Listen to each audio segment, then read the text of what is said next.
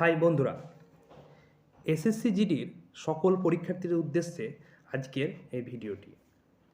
আজকে 23/2/2024 আজকের যে সকল এক্সামে যে সকল জিকেগুলো এসেছিলো সেই সকল জিকেগুলো নিয়ে অ্যানালাইসিস করবো আজকের ভিডিওতে। তো আগামীতে যাদের এক্সাম রয়েছে তারা এই ভিডিওটি শেষ পর্যন্ত দেখবে, তাহলে তোমাদের একটি ধারণা হয়ে যাবে কোন ধরনের প্রশ্ন আসছে। তাই আজকে 23 তারিখের জিকের অ্যানালাইসিস করবো, ভিডিওটি শেষ পর্যন্ত তোমরা দেখবে। প্রথম প্রশ্নেই চলে এলাম। প্রথম প্রশ্ন সংবিধান থেকে প্রত্যেক দিন প্রশ্ন আসছে, তাই সংবিধান থেকে প্রত্যেকটি ধারা তোমরা দেখে যাবে। আজকে এসছে যেমন সংবিধানের 43 নম্বর ধারা কিসের সঙ্গে সম্পর্কিত? এটি হবে জীবন ধারণের উপযোগী মজুরি ও কুটির শিল্পের উন্নয়ন। সংবিধানের 43 নম্বর ধারায় উল্লেখ রয়েছে। 2 নম্বর প্রশ্ন হচ্ছে ক্রিকেট থেকে। 2011 ক্রিকেট বিশ্বকাপ আয়োজনকারী দেশ ছিল ভারত, বাংলাদেশ, শ্রীলঙ্কা। এখানে ভারত জয়লাভ করেছিল ফাইনালে, প্রতিপক্ষ ছিল শ্রীলঙ্কা। এই ভারত, বাংলাদেশ, শ্রীলঙ্কার মধ্যে খেলাটি হয়েছিল এবং ভারত বাংলাদেশই ফাইনালে উঠেছিল, ভারত জয়লাভ করেছিল। 3 নম্বর প্রশ্ন হচ্ছে 2011 সালের জনগণনা অনুসারে ভারতে মহিলা জনসংখ্যার সংখ্যা কত শতাংশ? 48%। 2011 সালের জনগণনা অনুযায়ী। এখন 2024, এখন পরিবর্তন হবে, কিন্তু 2011 সালের জনগণনা অনুযায়ী এই পরিসংখ্যানটা এসছে 48%।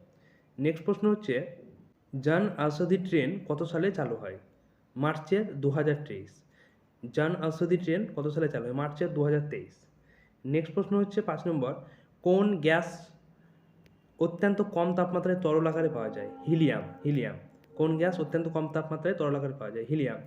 নেক্সট প্রশ্ন হচ্ছে 6 নম্বর, মান্দা উৎসব কোন রাজ্যে পালিত হয়? মান্দা উৎসব ঝাড়খণ্ডে। মান্দা উৎসব কোন রাজ্যে পালিত হয়? ঝাড়খণ্ডে মান্দা উৎসব পালিত করা হয়। এই উৎসব নিয়ে প্রত্যেকদিন আসছে, একটি তোমরা প্রত্যেকদিন দেখে যাবে। পরের প্রশ্ন হচ্ছে 7 নম্বর, ধর্মীয় স্বাধীনতার অধিকার সংবিধানের কত নম্বর ধারায় উল্লেখিত রয়েছে? এই 25 to 28 নম্বর ধারায় উল্লেখিত রয়েছে। Right two freedom of religion. ধর্মীয় স্বাধীনতার অধিকার সংবিধানের 25 to 28 নম্বর ধারায় উল্লেখিত রয়েছে। 8 নম্বর প্রশ্ন হচ্ছে আগস্টে 2023-এ নীরজ চোপড়া কোন মেডেল জিতেছিল? আগস্টে 2023-এ গোল্ড মেডেল জিতেছিল নীরজ চোপড়া। 9 নম্বর প্রশ্ন হচ্ছে সাংবিধানিক প্রতিবিধানের অধিকার সংবিধানের কত নম্বর ধারায় বর্ণিত আছে? 32 নম্বর।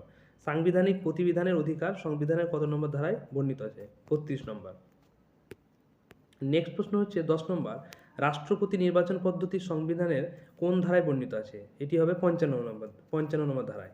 রাষ্ট্রপতি নির্বাচন পদ্ধতি সংবিধানের 55 নম্বর ধারায় বর্ণিত আছে।